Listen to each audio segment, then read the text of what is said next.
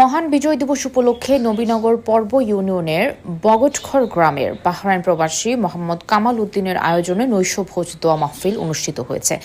মঙ্গলবার দেশটির রাজধানী মানামায় স্থানীয় সময় রাত ৮টায় কামাল উদ্দিন সভাপতিত্বে ও হাফেজ শাহজাহানের পরিচালনায় পবিত্র কোরআন তেলাওয়াতের মাধ্যমে অনুষ্ঠান শুরু হয়।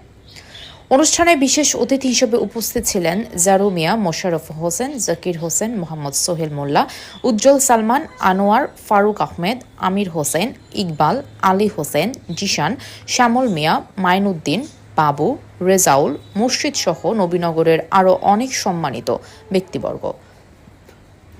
এছাড়াও উপস্থিত ছিলেন হোসেন মুজিব, আনোয়ার মোল্লা, নসু মিয়া, কাজী সালাউদ্দিন, হারুন আর রশিদ, ইমরান, ইঞ্জিনিয়ার বেলাল হোসেন, শরফ আলী, সালেক, হানিফ, আক্তার, সুরাব, জাহাঙ্গীর, জিয়া, আনোয়ার, মেরাজ, চুন্নু, হোসেন, ফরিদ আহমেদ, রুবেল, এনামুল, শোকের মজুমদার সহ আরও অনেকে। পরিশেষে সমগ্র মুসলিম উম্মাহ কল্যাণ ও সাবেক প্রধানমন্ত্রী ও বিএনপির চেয়ারপারসন বেগম খালেদা জিয়ার রোগ মুক্তি, দীর্ঘায়ু এবং মুক্তিযুদ্ধের সকল বীর শহীদদের আত্মার মাগফিরাত কামনা করে বিশেষ দোয়া ও মোনাজাত করা হয়। দোয়া পরিচালনা করেন মোল্লা মোহাম্মদ শাহজাহান।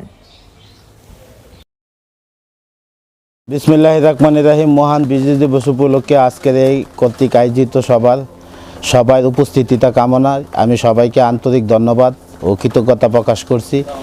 আমাদের নবীনগর পূর্ব ইউনিয়ন বগডহর গ্রামের পক্ষ থেকে যে আজকে অনুষ্ঠান করা হয়েছিল, সর্বোচ্চ নেতৃবৃন্দকে আমি বগডহর গ্রামের পক্ষ থেকে জানাচ্ছি আন্তরিক ধন্যবাদ ও অভিনন্দন।